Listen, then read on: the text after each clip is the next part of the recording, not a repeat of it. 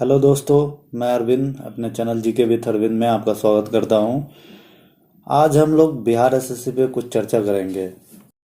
मैं बिहार एसएससी का खुद भी कैंडिडेट हूं, तो इससे संबंधित जो भी न्यूज़ होगा, नोटिफिकेशन होगा, जो भी जानकारी होगा मैं लाता रहूँगा। और इससे संबंधित जो भी चर्चा होगी, बातें होगी, वो भी मैं करता रहूँगा। तो बिहार एसएससी से रिलेटेड न्यूज और चर्चाओं के लिए आप मेरे चैनल को सब्सक्राइब कर लें और बेल आइकन को दबा दें, साथ में लाइक भी कर दें और शेयर भी कर दें। जैसा कि हम और आप सभी इंतज़ार कर रहे हैं कि बिहार एसएससी टाइपिंग, स्टेनो और फिजिकल को लेकर कोई डेट अनाउंस करेगी। 31 तारीख को जो इन्होंने नोटिस दिया था, इसमें नए जो कैंडिडेट थे 1218 वाले, बाकी जो उसमें से उन्होंने जो फिजिकल में मेरिट लिस्ट में आए हैं उनका उन्होंने फिजिकल वाला लिस्ट दिया। तो मुझे इस बात पर भी आपत्ति था कि आप टाइपिंग के साथ स्टेनो का भी दिए और ये फिजिकल का क्यों नहीं दे सकते थे। उसी दिन मुझे ये डाउट हुआ कि आखिर ये फिजिकल का दे क्यों नहीं रहा है, क्योंकि फिजिकल का लिस्ट पहले तो आपने हम लोग का स्टार्टिंग में ही दे दिया था। अब कुछ लोग ये तर्क दे रहे हैं कि नहीं, वो वायरल हो गया था इसी वजह से दिया था। अरे तो वायरल तो तभी हुआ ना जब इन्होंने लिस्ट तैयार किया हुआ था। बिना लिस्ट इन्होंने तैयार करके नहीं रखा होता तो वायरल ही नहीं होता। इसका मतलब है कि ये बहुत पहले ही तैयार करके रख लिए थे, तभी तो वो किसी भी तरह वायरल हुआ। वैसे भी इस बार कैंडिडेट काफ़ी कम थे और उसमें से फिजिकल में लेना भी काफ़ी कम था। मात्र 42 आपको ये बनरक्षी वाले में लिया है और बाकी सब में तो कमी है। तो इतने लोगों का लिस्ट बनाने में बहुत ज़्यादा समय नहीं लगना चाहिए था। तो मेरे हिसाब से जब इनको नवंबर में फर्स्ट वीक में काउंसलिंग करवाना था, तो इनको तीनों लिस्ट तो एक ही बार में तैयार कर लेना चाहिए और उसके बाद एक एक करके जल्दी से डेट दे के और सबको क्लियर कर लेना चाहिए था। तो पहले आप टाइपिंग का देते हैं, स्टेनो का देते हैं साथ में, फिर 4 दिन बाद ये फिजिकल का लिस्ट देते हैं। लेकिन अभी भी आप स्टेनो और टाइपिंग का डेट नहीं तय किए हैं। बोले थे कि 30 तारीख के बाद कभी भी कर सकते हैं। तो कभी भी का मतलब क्या होता है कि आप दिवाली के दिन कर दीजिएगा कि छठ के दिन कर दीजिएगा। दिवाली तो पूरा देश भर का त्योहार है, पर बिहार में आप छठ जैसे त्योहार में तो आप दे नहीं सकते हैं। ये तो बड़ा गलत हो जाएगा कि आप बाकी डेट्स है आपके पास तो आप किसी और भी दिन करवा लीजिए। वैसे ये छठ के दिन तो देंगे नहीं।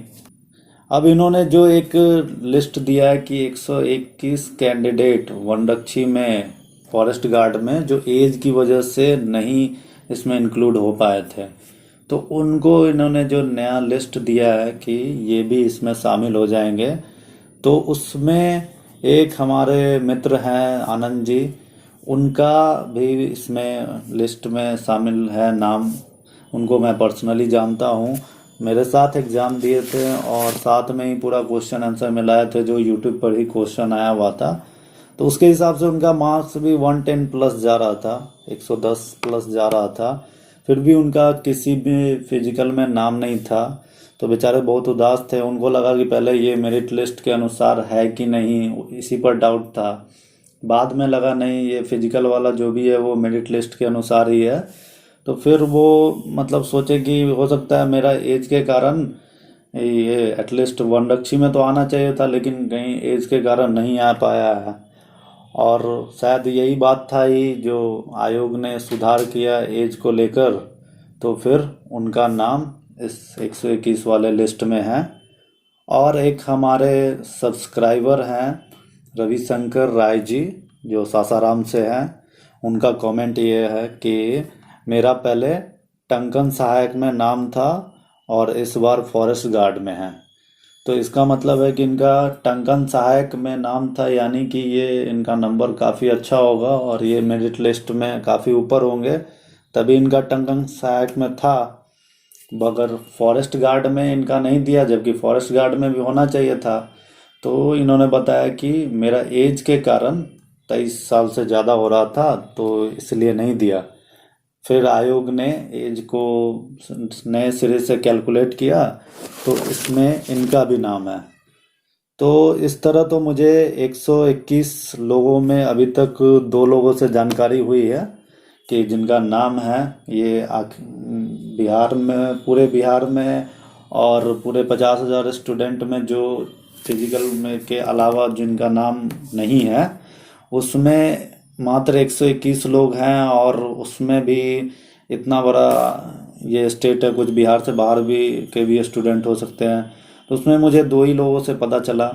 तो एटलीस्ट एक तो मैं उनको तो पर्सनली जानता हूँ, तो वो किसी भी तरह का भाई सेटिंग वेटिंग और कुछ भी है नहीं। उनको तो मैं ऐसे ही जानता हूँ। बेचारे तो उदास थे कि नहीं हुआ तो मेरा नहीं हुआ, अब क्या करें, तो जो होगा सो देखा जाएगा।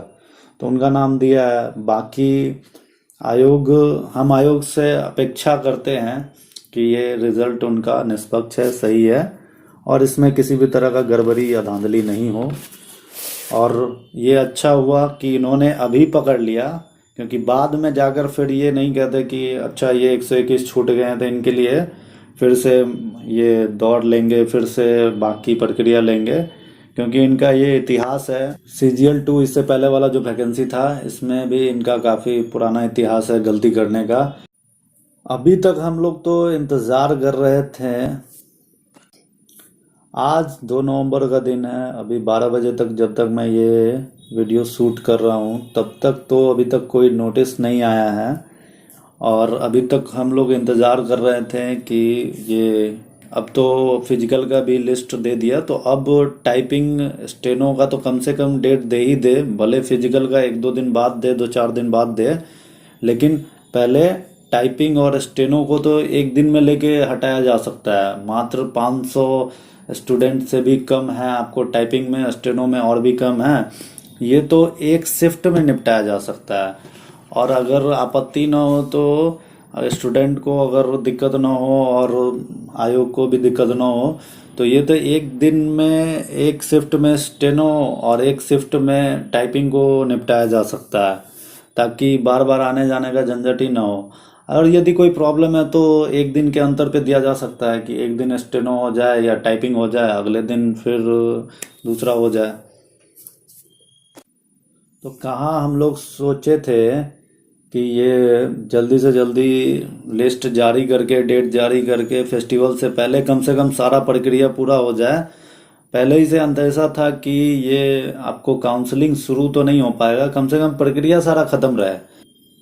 लेकिन काउंसलिंग पहले सप्ताह में तो करवाना दूर की बात है, इन्होंने जैसा कि वादा किया था। बल्कि टाइपिंग और स्टेनो का भी अगर ये एग्जाम ले ले इस वीक में, तो ये बहुत बड़ा बात होगा।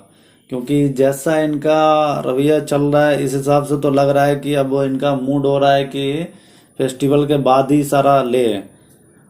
क्योंकि जो काम है वो अपने तय अनुसार चल नहीं रहा है।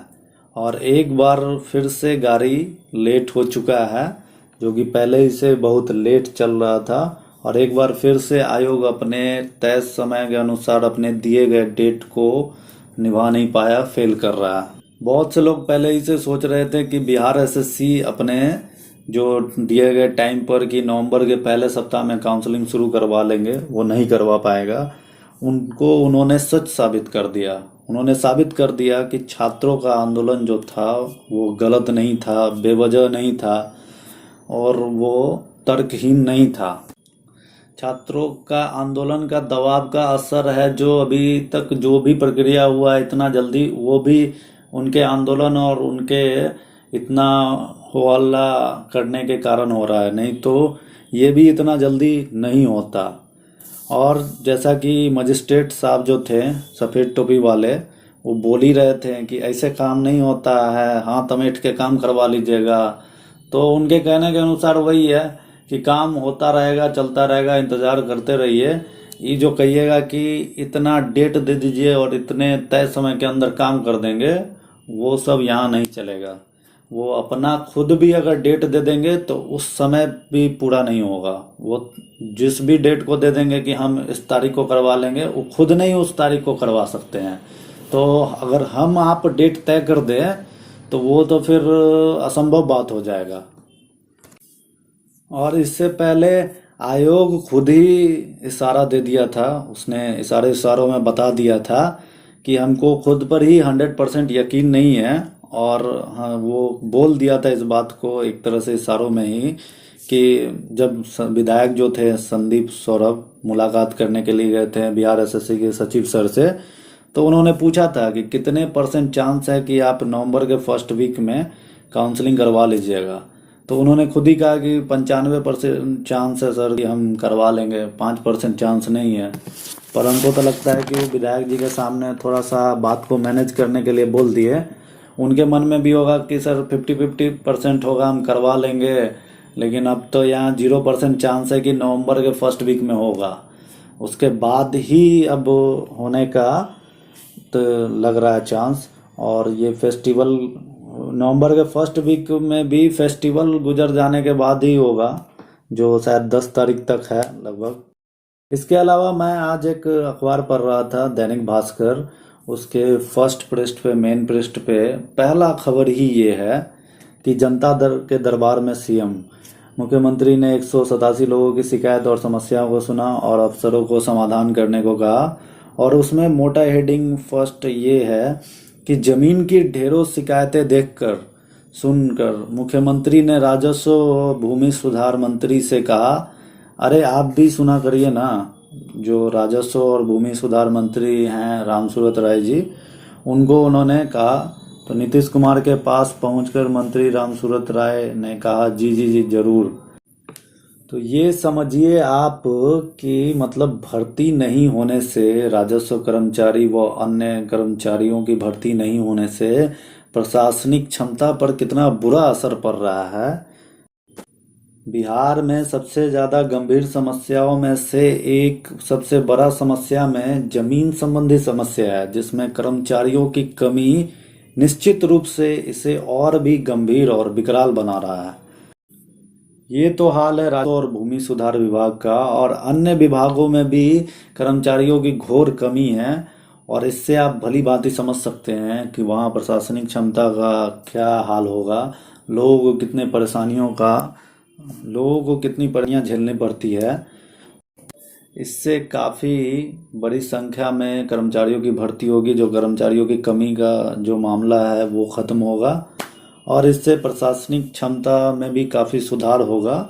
और बाकी जो बेरोजगार बैठे हुए हैं, जो स्टूडेंट्स हैं, उनका भी भला होगा। अब तो बिहार एसएससी से आग्रह करने का भी कोई फ़ायदा नहीं है।